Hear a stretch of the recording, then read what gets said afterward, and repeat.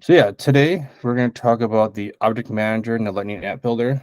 This is a big section of the test, about 20% of the test. This last time I checked. I think they might be in the middle of revamping the admin. But in general, these concepts are going to be the same.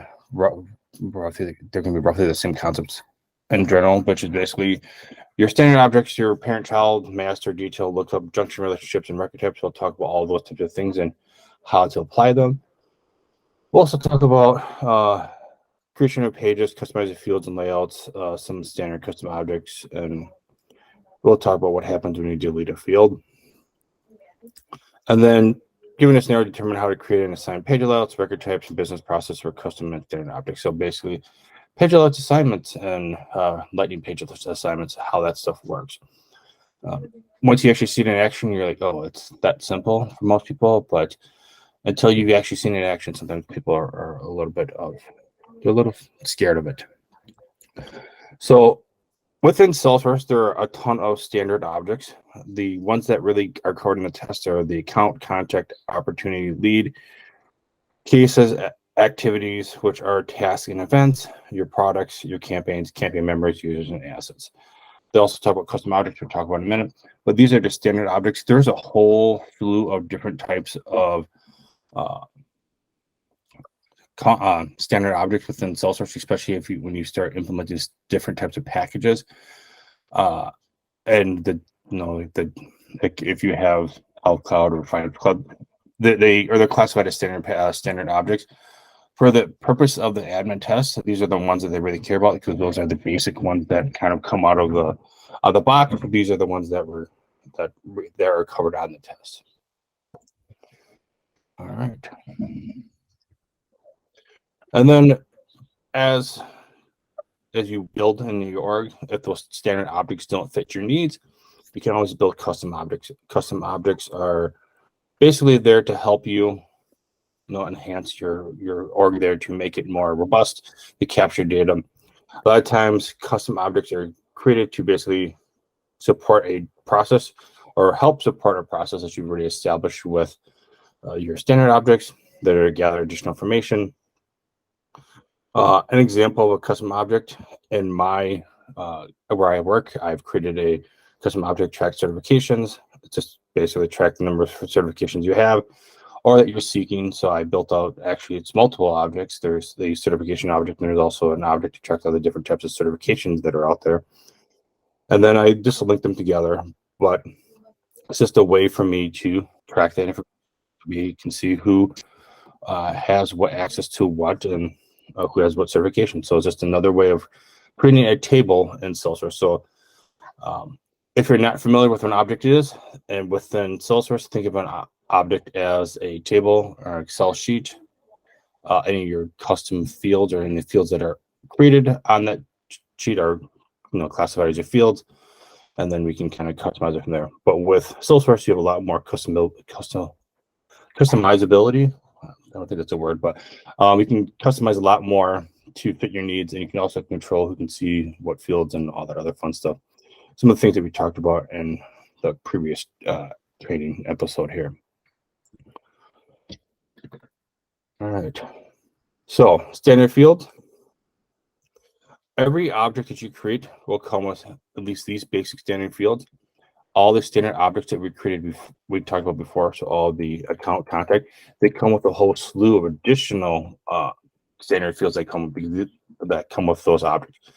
So all the standard objects that Salesforce has basically identified as like their standard objects, they've also went along and went through that process of kind of figuring out what the common fields are for those particular objects. So like an account, they're like, well, if it's an account, that means it's going to represent a business, which means we need, a name, an address, phone number, maybe website. So like there's a lot of commonality fields that you are going to be tracking with that type of information. Same thing with a contact, and like we have to have the person's first name, last name, and the phone number, email. So they've built a whole list of fields that are already available for you. But whenever you create a custom field, you also have standard fields because every record you create needs to have a name. But in addition to that, we track the created by and the owner of the record. So every record needs to have an owner. Unless it's a master detail. We'll get into that a little bit. If you happen to turn multi-currency on in your org, every object in the org will also get this currency field. If you don't have multi-currency enabled in your org, you will not see this field. So enable multiple currency, like we talked about in our last training episode there. This field right here will automatically get added to every single record, regardless of that, every single object, regardless if the object would use it. Sometimes it makes sense to have that field. Other times it makes no sense. But in the event that you had to create a currency field, you now have the option to select the currency type. So this is basically just stating, is it US dollars? Is it euros? Is it, I can't think of any other currencies now, but whatever your currencies are that are in your enabled in New York, that's the pick list that is there. All right. So yeah, those are your standard fields. Like I said, all your standard objects come with a whole slew of their own fields as well. In addition to that, there are what we call system audit fields, and that's your create date, last modified date, record creator, and last modified user. These fields can never be modified per se. So create date and record creator. Once you create a record, those values can never be changed. So the date you created that record, it's never going to be able to change, and whoever created the record would never be able to change. So if I created a record today, that record would have my create date, and it would have my name on there as well. Last modified date and last modified user, whenever you modify a record, those things automatically update. So they can be modified, but they only can be modified with the action of making that modification. If you ever need to create records, and let's say you get your new org this year, and you wanted to backdate any of the records you're creating today, you could essentially do that by creating by giving yourself access to the system audit fields. This is something that you have to grant yourself with the permission set. But basically, if you can use data loader to create the dates in the past. And if you want to learn more about that, when I cover data best practices, that section in the admin test there, I'll talk more about that, because we'll talk about this again here. But essentially, when you load the data, you can map. If you're doing an insert, you can map to the create date and the create a record. You can set those fields when you create the records. That's modified is all it can be, whoever modified the record last. So you can't really modify those fields, but they're there to track the auditing purposes, so you know who's modifying what records and when. All right. So with every object, we can create custom fields. So on accounts, I can create custom fields.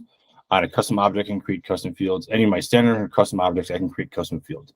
And custom fields are here to basically gather you or your users by getting more information about that particular record. A lot of times, custom fields come to play is basically one of these standard fields doesn't capture the data point you want, or there's additional data points you need to capture that's not being there already. So you just go create custom fields to track that information. And this is just a sample of them. These are these are your lookup relationship, master detail, external lookup. Auto number is great if you just need to generate a number. Every time you create a record, it increases your number. Formula fields are great if you need to do calculations. You can also display data. You can do concatenations of data. You can also do cross object formulas, which means I can reference data from a parent record. So if I'm on a contact record, I can reference information that's on the account record on my contact through a formula field. Roll-up summaries are great if you want to capture a certain number or quantity of records created as children. So when you create a roll-up summary, that goes on the parent record, and then you can capture the number of records that are there. So a common one there would be account with opportunities. How many opportunities are on this account? I can create a roll-up summary that captures the number of opportunities that I have. I can then also add a filter and say, show me my number one opportunities for this. These are just some samples. Another common thing is any of the number fields on those children records. So if we were thinking about like a order and order line items, if we wanted to do a summation of all the line items there, we could use our roll-up summary field to do addition or sum of all those different values and put them on our parent record as well. Lookup relationship, this is just simply how we can relate to different records. Master detail relationship is like a lookup relationship, but has a lot more detail behind it. We're actually getting to lookup and master detail in a lot more detail a little bit here. But just in general, it's just a way of getting additional different, has more permissions and access to things. In order to use roll-up summary fields, you do have to have a master detail relationship, and the roll-up summary is built at the master level, and the detail relationship is those children records. If your org happens to have external objects, you can create external lookup relationships. That's something that has to be enabled. And the org I was taking the screenshots from, I had that enabled there. So it's there's something there. I would not worry about this for the test because I've never seen a question come up on the admin test. It comes up in other tests, but not on the admin test. All right. And then here's the rest of the custom fields. We have our checkbox, which is just a Boolean.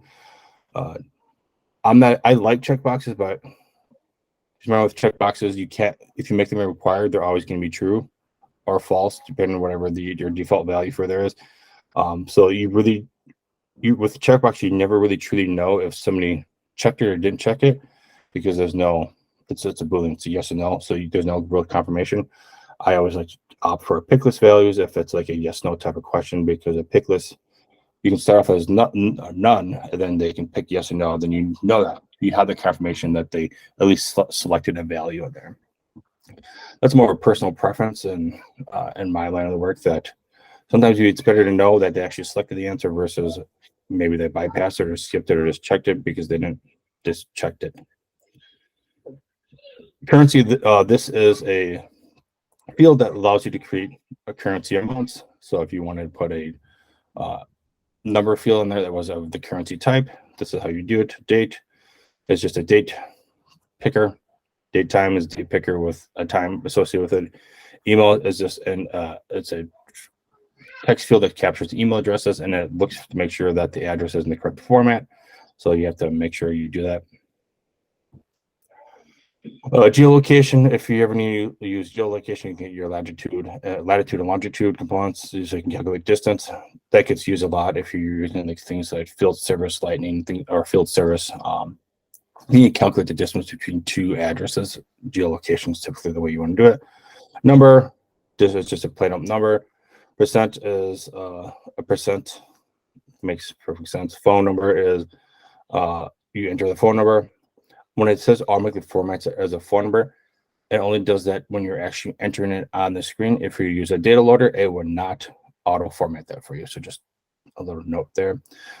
Okay, I talked about pick list before. Multi-pick list here is same thing as pick list, but you can select more values.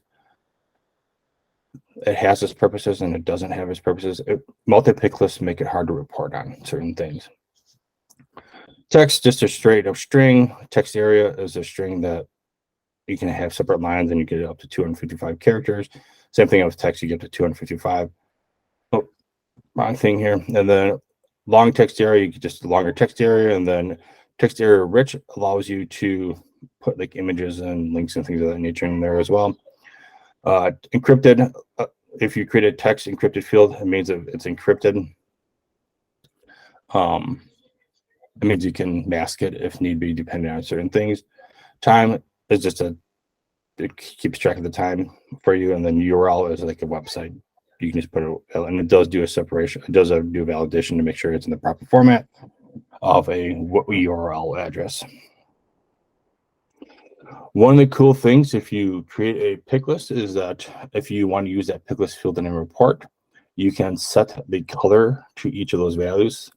Typically, if you create a dashboard and you pull a report in that has, let's say, these values on there, yes and no, depending on how they're on there, on one page, on one chart, yes may be blue, and the next chart, yes may be purple, and the next chart, yes may be green. All over the board, if you assign the values here on all three charts, the yes would be the same color and no would be the same color. So if you're going to be using the same field on multiple charts on your dashboard, this is a great way to do that, to assign those values so that the colors remain consistent. I've seen this type of question or questions around this, like around this concept on the test before. So something just to lock in the back of your brain of, as long as the requirements of, hey, I want to have a dashboard where all my pick list values are the same color. How would I do that? This is how you would do that particular option. All right. So let's talk about what happens when you delete a custom field. If you delete a custom field, you lose access to the data in the field. It makes kind of sense. You're deleting it, you're removing it from your org. When you delete a custom field, it also removes it from your page layouts, any reports, any list views. Anywhere that field is being utilized in your org, it removes it for you. It does not remove it from your Apex though. So if you're creating code and you happen to put a deleted field in there, that value is still in there, and it'll probably throw an error next time you try to run it.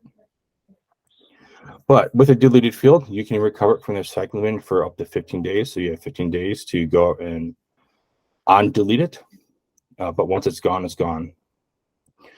If you do recover it, if you do undelete it from the recycling bin or recover it from the recycling bin within that 15 days, everything that you have comes back. So any of the records that have the value on there, that value does not get lost. It comes back and it's stored on there. Any new records since creation don't have the value populated because you couldn't populate the value. It makes sense. But just so you know, any new records won't have that value populated on there. But like I said, once it's gone, unless you have a backup. And then you can, if you have a backup, you can go ahead and recreate it and upload that value. As a best practice, if you ever delete a field, I always recommend running a report with the record ID and the value of that particular field and starting it off in case you hit that 15 days later and then, leadership comes back and says, hey, that field we created, we need that back. Well, now you at least have a backup of all the records that were in the back there, and you can actually do your own upload of that. So if you're going to delete a field, back it up beforehand, and it's simple as just running a report and storing the value and the record ID, and then you can always re-upload it after the fact if you are outside of that 15-day window there. Because like I said, once it's gone, it's gone. You can call up Salesforce and they'll be like, nope, we can't recover it. And that's true. They can't recover because if they deleted it from their database, they're very diligent in cleaning up their reports, their databases, their other different pods, because they don't want to waste resources, because the more things you have in those pods, the longer things take. So they are very diligent of cleaning up things that need to be removed. All right. All right, let's talk about some search settings. So when we enable Salesforce, you have search settings, but you can always customize them. You can customize your search layouts, and basically this is how the results are being sent back to you. So when you go search for a particular value, if that for the different records and different objects, you can set up how you want your layouts to show. So you can say, I want to have my first name, do I have the name, and I want to have some other components so I can identify how I want those settings to return to me for those particular results. So you can set that up there. You can customize your search results. You can create synonym groups. It finds like items, especially in a org where you have terminology like case and ticket. Well, case and ticket may mean the same thing. You can create synonym groups. So if I search, say, show me all cases, and I actually mean all tickets, because it may be classified as a ticket, or any of those terms that have multiple meanings, you can create synonym groups so it looks from, because otherwise when it does a search setting, it's looking for an exact match or a like match to it. It's not going to look for a different complete word. You can also disable object from search. It does make your search faster if you do that. So if there's a particular object that you're never going to want to search, I would always disable that from search. And that's done from the object settings. When it comes to that, it just makes your life easier. If there's it's an object that you're never going to want to search or get research results from, just remove it, because those are less records that search has to run through to basically return results to you. If you ever do data loader, do it in off hours, because when you load data, when you do mass data loads, it takes a little bit of time for those records to be indexed into Salesforce. So if I just insert 100,000 records, I go to search for one of those records that I just created. I'm not more than likely I'm not going to find the record that was just created within Salesforce. because it hasn't been indexed yet. So it takes a while for some of those records to be created. So we also recommend doing that in off hours, so that by the time in the morning, if you need to search those records, they will be indexed by that time so that you can go ahead and search them. But the indexing is directly proportional to how large a file is. Sometimes you'll find it right away, sometimes you won't, but typically it's an hour or two before everything gets indexed, especially with those larger data sets. Smaller data sets, like if it's like 1,000 records or less, you can typically find it pretty fast. You can also limit your fields to search, make search faster. So you can specify like, okay, don't ever search this field. And just remember, not all fields are searchable. There are certain fields like formative fields, some of your encrypted fields and things of that nature that are not searchable. You can't search those fields. So any values that may be like in a formative field won't be searchable. So if that's a special number that you created, you'll have to create as a string. So in general, strings, email addresses, like text fields are searchable, but your formative fields are definitely not searchable, and there's a couple other ones that aren't searchable as well.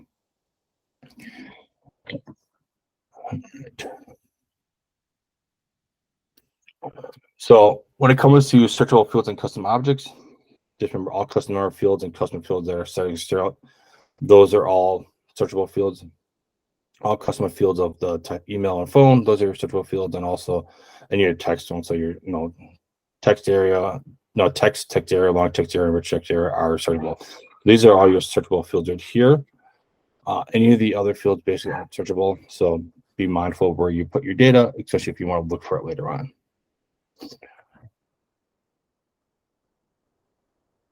All right, so let's talk about some object relationships here. So basically, when you associate two objects, you're going to use lookup or master detail. This is how you essentially link two. I'll say two records together, but two objects. So if I want to relate two objects together, so I can have two records that are linked together, I either create a lookup relationship or master detail, or I could also create a junction object, which we'll talk about in a minute, which is using these here, but also in addition, we have a custom object enabled with that. But with our first one here, this is the most commonly used way to relate data. That's with a lookup relationship. We have our object 1 and our object A here. On object A, I create a lookup relationship to object 1. So object A here has a field that tells me that this object is related to object 1. Then object 1 here has what we call a related list that says on object 1, these are the related object A records that are associated with it. This relationship is not required. You can make it required with like a on the page layout. You can make it required, but it's not a required relationship. So I can create object 1 by itself, object A by itself, without them being linked to each other. You can always come back and update object A to be related to object 1 if need be. With this particular option here, I can't use a rollup summary field. So in object 1 here, I cannot do a rollup of object A values or records because it's not a master detail. This type of relationship allows a many to one, which means I can have many object A records associated with many object 1. No, let me rephrase that. Again, many object A records associated with a single object 1 record. So one record, many records. And just as a general concept here, your object 1 here, that's the parent, object A is the child, and is how that is commonly referred to. This is like I said, the most common relationship that you'll see. It's just a way to relate records that aren't required to have a relationship, but could have a relationship. The next one we're going to talk about here is master detail, and this is a lot more robust. Same concept as a master detail, but it has additional relationships. The biggest thing with this one here is that whenever I create object A here, I have to populate an object 1 record. That is a required field at this point because it's a master detail. Object A is going to inherit most of its permissions from object 1. So once again, allows you to create related objects. This relationship is required. On object 1 here, I can use my rollup summary field. So I can create rollup summary fields to count the number of object A records I have associated with object 1 here. So with object 1, I can say how many object A records are associated here. give me the count, summarize a field, give me the max number of a particular field of all the records that are associated to object 1 here. So object A is a child, object 1 is the parent. As a reminder, object A here can only be custom object. You cannot create a standard object as a detail and a master detail.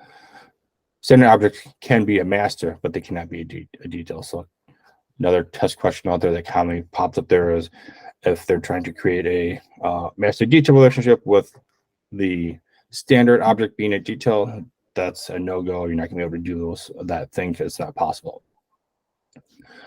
One of the other things is object A here can get all its permissions from object 1. What I mean by that is whoever owns object 1 is going to own all the records for object A.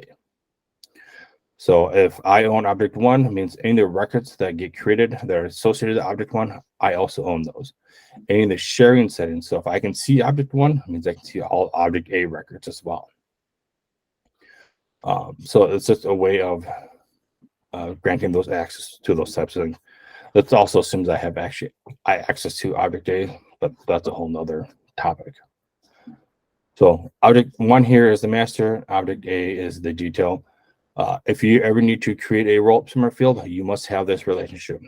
Another test question that kind of pops up there quite often is when it comes to creating roll-up summaries, though, like if you want to create a roll-up summary on a particular object, what type of relationship should you create? It's going to be a master detail. So master detail, roll-up summary go hand in hand with each other. That roll-up summary field gets created on object 1. And there's some up there, but the master detail relationship field gets created on object A. So I'll create the relationship here that ties me to this object here.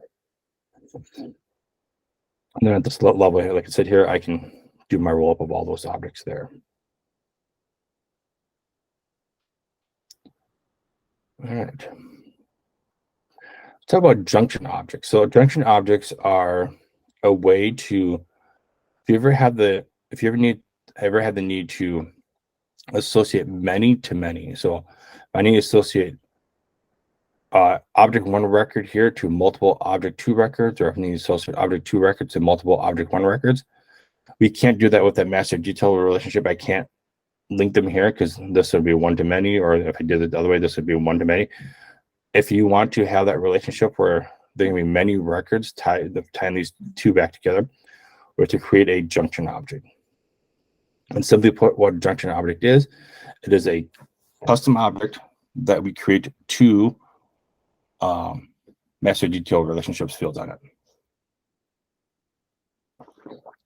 Technically, you can do this with lookup relationships too, but the true definition of a junction object is junction object A here would have a master detail relationship to object 1, would also have another master detail object relationship to object 2. Both object 1 and object 2 can use roll-up summary fields, and then object A is going to get the permissions from object 1. In the event that this was the first relationship that was established, so if I create object A here, and the first master detail relationship I create is tied to object 1, this would be my parent object. So this is the one I'm receiving my permissions from. Object 2 still has all the same abilities, but I get my permissions for object A from here, not from this one. Like I said, the big advantage to junction object is the many-to-many relationship here. So now I can associate object 1 with multiple object 2 records, and vice versa. I can associate object 2 here with multiple object 1 records. Just a way to associate many-to-many relationships. If you're familiar with Salesforce, there actually are multiple junction objects already enabled in, well, they may not be enabled in Europe, but they're available in your multiple contacts to account is similar to a junction object. Because you can take a contact and relate it to multiple accounts. You can also take an account and relate it to multiple contacts. So that junction object here acts, that table there acts as a junction object between the two there. All right. From there, we are going to move over to record types. Does anyone have any questions about in the topics we just covered?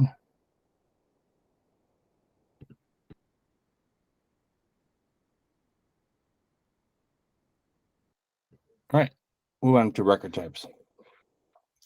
So record types are a way to classify a single object in different ways. Basically, if you have different types of processes on the same object, you can create record types for them. I pull up the account here because it's the most commonly understandable one. So on the account, I could create a record type for customer, vendor, and let's say potential customer. The key reason for this is that with record types, I can assign different page layouts to those same objects, but capture different types of information. I can also restrict pick list fields and all those other types of things. So I can gather different kinds of information based on a record type. So my customer, vendor, and potential customer, I'm probably going to track name across the board because I need to know who I'm talking about. But maybe with customer, I track some additional information around there, whereas vendor, I'm not going to capture as much, or I capture different types of things. Maybe I capture their payment, their payment schedule is different than what my customer payment schedule is. And potential customer, maybe I only capture a couple of different fields because they're in my lead, trying to capture them as a potential customer down the line. I don't need to capture too much information just yet. And then when I switch over to the customer, I have the ability to add additional information to them. Like I said, the reason why this is cool and important is that you can have a different layout per record type per profile. So I can create a very complex matrix of what is being shown to my users based on the record type of the record, the profile of the user that's viewing the record. So I can have a layout that's basically states what I can see based on those two other values. Another cool thing with record types is I can control the pick list value. So if I have, let's say, a type field, I can say for customer, maybe they're like, it's a one-time customer or a repeat customer. And then on vendor, I have maybe it's a one-time vendor purchase, repeating vendor, or it could be, I could be tracking different types of information. Like for the vendor, it could be maybe their industry or whatever the case may be. I can have different types of fields show I can have the same field show on all three different records, but the pick list values be different. That's being controlled by the record type. So the record type can say, for this particular value, you can have these values, and these particular ones you can have there. And you can also control record creation by record type. So if I only want my sales guys to create customers and potential customers, I can say that they can create customer and potential customer records. They can't create vendor records. Don't get record types confused with visibility, because just because I don't have the ability to create a vendor record doesn't mean I can't see vendor records. This is only the creation process that this is enforced by. My sharing settings will dictate if I can see additional records. So just because I can't create a record type of that record type doesn't mean I can't see those values. It just means I can't create a record of that type. That's a common misunderstanding for most people, so I just want to call that out. If you restrict record type access, it's only affects the creation of record, that doesn't affect the visibility of records. All right. So here's just kind of what it kind of looks like in a org here. So the first top, we have our controlling pick list field. We're actually looking at the account source. So with our record type here, we can specify, so these are all the values that are available. I selected them all, but per record type. So if I had those three for the account source here, I could say for my customer, I want web, phone, partner, and purchase list, and I could remove other from my selected values. And then for my vendor, it might just be partner referral is the only option. I can move the other ones to the available value, so that I only have one selected. In addition to the just restricting the pick list values, you can also set a default per record type. So if you create a custom pick list field, you set a default, that's great. If you have record types, per record type, you can select the default for that particular field as well, because that default field may not be the same, may not be an available option for your other values if you remove it from your record type access there.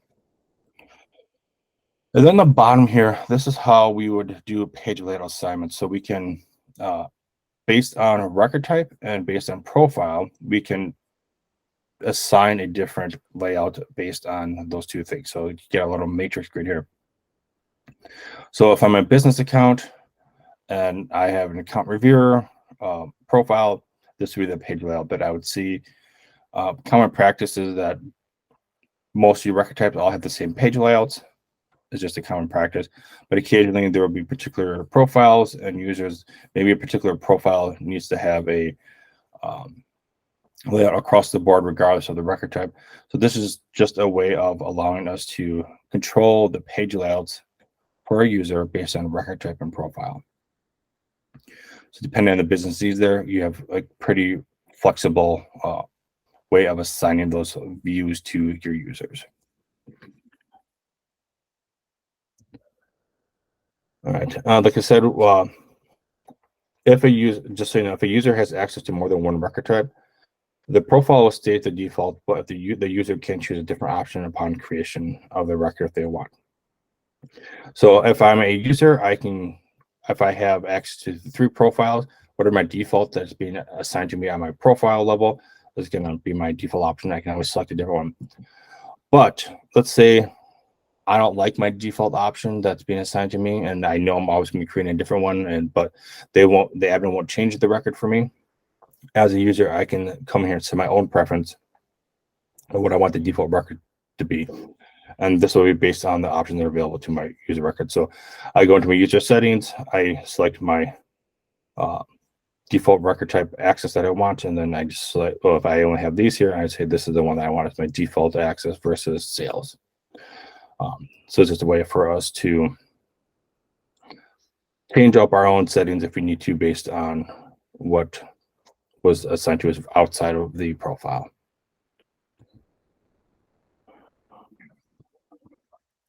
So this is another way of looking at it. So the user can set their own preferences on what the default record type is. These options are based on the available record type to them. So if I come in here, I would come in here and say, this is my default for on my account. This is the default opportunity. This is default in case. I can come here and change however I want. And if I have more different record types per object, I only have 3 in here. All of them will be in here, and I can select which ones I want, and then modify to my personal needs versus what was assigned to me by my profile. But profile will still dictate what's available to me here, but not gonna. I can change my default based on what I need for my use cases. All right, so let's talk about page layouts. Now, there's 2 different types of layouts in here. There's the page layout, which is actually what you see here on the right, and the lightning layout, which is what you see here on the left. This is what a lot of people refer to as classic. This is the lightning layout here. The details section, so this page here can be displayed on your page here. You can also opt not to have the details in here and make your landing page dynamic, and then build your own page layout view on your lightning page as well. And this is so like I said, that's your classic. This is the lightning, and then if you're doing the details, this information is going to live in that details tab there. The layout is going to control what's going to be being displayed on your particular records. So this is the account detail and a related list. So the related list and the details that are going to be available on my lightning page layout are going to be controlled by, like I said, this is the detail section. Any of the related list that you see on this page here, the related list, the history and the account history is going to be controlled by the related lists that are on this page. If you remember, we assign page layouts be via record type and profile. So depending on what my access is, the lightning page may look a little bit different from user to user, depending on the record I'm looking at, and also depending on my profile that I have access to. So some things may change on me from user to user just because of them having potentially different access. So how do you modify a page layout? You go to your object that you want, you click page layouts, and then you select the page layout you want. If you only have one, it's great. If you have more than one, you select which page layout you want. Then just come in here and drag the fields you want in here. You can create different sections within your template here to track different types of information. So you get typically your account section, you may have a address section, you may have additional information, you may have accounting section. So you can create different sections and put associated fields in those sections just for easy groupings.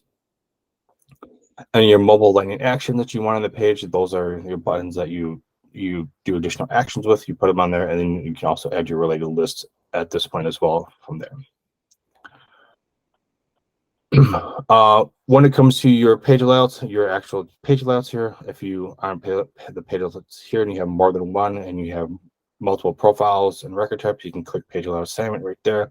It takes you to that page that we see also before, where we can select whichever ones we want.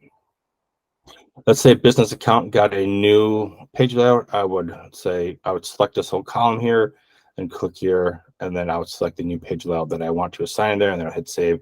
And then going forth, when I review business accounts, it'll be that page layout that I assigned there. All right. I'm just putting the profiles and record types out there, and then we have our, based on my profile and my record type, we have our matching here based off of the matrix there is how that works there. All right. Now let's talk about Lightning page layout. So this is a little bit older view, but if I wanted to on this particular page, I could also enable dynamic forms. But in general, out of the box, when you get Salesforce, it's going to have your layout here. And your layout here, this is your Lightning layout. This is how you see the data. This right here is the detail section. This is that page layout that we were just looking at. So we have our account layout right here that's being assigned to your page layout here. That's how we see that information there. Related lists would be the related lists that are tied to this particular page layout. And like I said, this is going to be dynamic. So depending on what I'm seeing here, this right here, depending on the record type, I could have different types of views depending on the record I'm seeing in my profile access. So this section here could change, and the related section can change it overall. But the overall view of it is going to remain consistent. So we always know the account widgets here is going to remain there.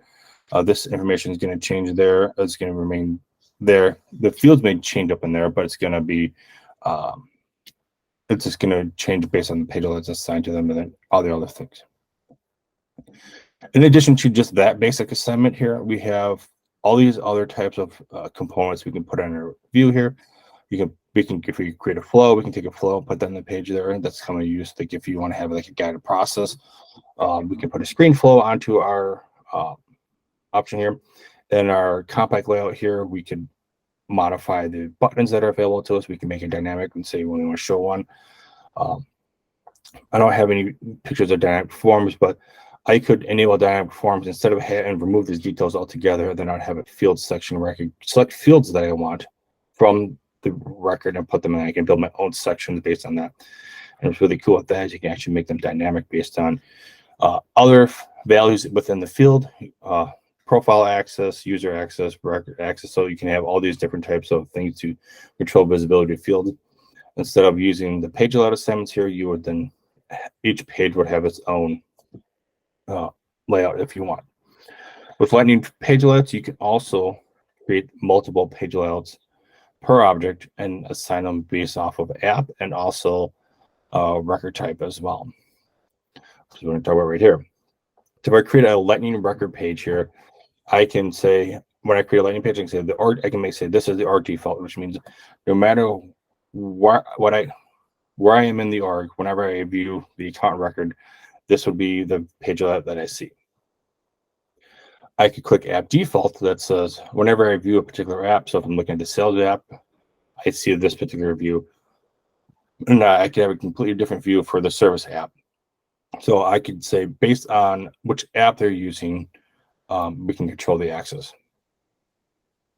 And then we can get really granular. We can say by app, by record type, and by profile. So I can have even more access. I can say certain apps and certain record types and certain profiles see this page layout. But on a different app with a different record type and profile, they can see different things. Commonly, I see Lightning page layouts you get used like this, and they're tied to either the record type or the profile, because there's multiple record types for that particular object, and you want to have different page layouts for that record type that are unique to that page, because maybe you won't need to move things around. So you have different Lightning page layouts per record type. Or once again, the profile access. Maybe certain profiles need to see things in a certain way across the board, regardless of the app or record of that particular record. All right. Let's talk about list views. So list views are when we go to a actual object. So if you go to account, contact, any of those objects that you have a tab for, you can build list views. And list views are a way where we can basically, I call it a little mini report, where we can filter and show fields based on the information that's available to you. A little quick thing here, if you want to enable inline editing, you have to go to your user interface and enable that. If you don't enable inline editing, that means that I can't come in here and inline edit any of the records. So I can't modify any of the records. I'd have to actually still go to the record and modify them. Caveat to that is that if you're looking at a view here, they all have to be of the same record type, especially for pick list fields, because it's going to control which values are available to you. But if I have my list view here and I want to modify the filters, I could click this little arrow down here and select filters and add filters, and I can just change the filters for this particular list view, and I can create my own list views from this gear as well. So if you want to create a list view and you want to pin it, you can pin it right here. The pin is stored in your cache. So if you reset your cache, your pin will get removed. Just a little thing there just to remind everyone that, yes, you can pin things, but if you pin something and you clear your cache, your pin will be removed. You can always repin it again. So just remember that. On my tab here, if I want to create a new record, I can click new here, and that will create a new record for me. So if I want to create a new account, I just click the new button, creates a new account for me. But if I want to create a new list view, I click on the little gear there, click new, give it a name, and then I can select who can see this list view. So I can say only I can see this list view, only all users can see this, or I can share it with a group of users. And that's kind of important because sometimes you want to create a list view just for yourself, sometimes you want to create it for everyone. Sometimes you don't want to create it for the sales guys. So you can create a view for just them. From there, we can create our different filters. So I can go into here and create all my filters. So I can say if the account ID equals a particular value, or I can say the state equals a particular value. So if I wanted to create the Wisconsin list view here, I could say state equals WI, comma, Wisconsin, because if you don't have standardizations of named states, you may have in multiple formats. So you can accommodate it for that. This a comma and then this value would act as an or, just so you're aware. I could say show me all the states that are all the records where the state equals Wisconsin, and I can do them. We can add multiple filters, and that can add filter logic. So I can be like, I can say all the records need to match the criteria, or I can say any of the records can match that with or I can customize the logic as well if I want to. Again, so I can say 1 and 2, if 1 and 2 are true, or 3 is true. So we can build custom criteria of like that. From there, we will select our fields to display. So on our view, it's going to have some that are by default, but then we come here and click which values we want, and then we put them, select the ones we want, and then when we are done with that, it will put them on the page out there. So we'll see our list here of all of the records that match that criteria from our filters, and it'll show the fields to display that the other fields that we chose. On the object as well, we can create buttons and actions. This is what I call the old school. Basically, you use buttons when you need to customize the business process. You can use buttons and links for objects and globals. For the most part, what you see here on the left, people don't do very often anymore. Occasionally, you may do a URL one if you need to call like a trigger flow, but for the most part, people opt for the actions. You'll select the action. You can select this right here is creating a new record. I'm going to select a new record. You can call flow from here. You can call Visual Force Pages. You can call a couple other things as well. But I selected create a record. I'm going to select the target object. So this is from the account. I'm going to create a record. Most likely, I'm going to create. I can create another account. I can create another contact, or I can also create a global action, which means right here, these global actions here, I can create a action to add to my global list here. So I can say, like, I want a new contact.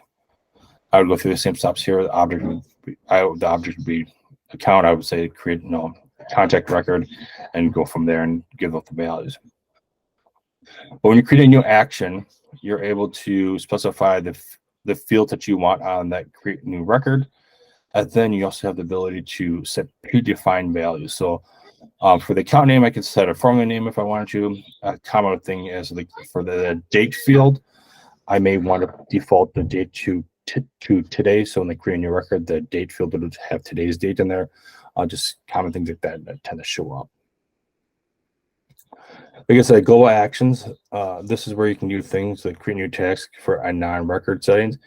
If you're going to use global actions, they can't reference any records that are on your page that you're currently viewing. These are all net new records. So you would have to populate all the values to get them associated to any other records. If you see the bell here, this is your little bell icon. This tells you if there's any notifications. The gear, this is your setup. This is what takes you to all your configuration pages, help. And if you want to go to Trailhead, you can go to Trailhead there as well. All right. Any questions about any of the content that we covered today? You can either put them in the chat or you can speak up if you like.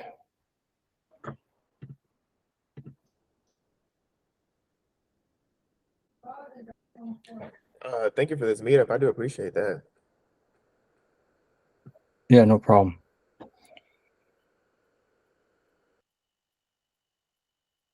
All right, cool. Any other questions, comments, concerns? Hope you all learned something today. All right, cool. Yeah, thanks a lot.